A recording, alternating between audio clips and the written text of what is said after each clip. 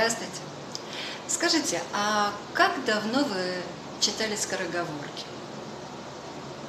А на родном языке? Давайте попробуем.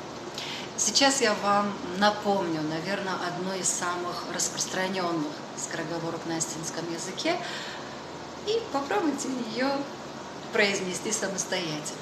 Это очень интересно. Итак, шашинка, шашай, шашир, ашашта. Шашата, шашинка, уршанок, шал, пище, шамышта. И теперь чуть-чуть быстрее.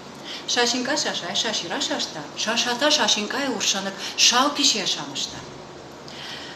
Удивительное свойство скороговорок – это делать нашу речь более красивой, яркой и четкой.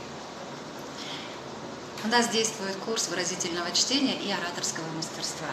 Если вам интересно, обращайтесь.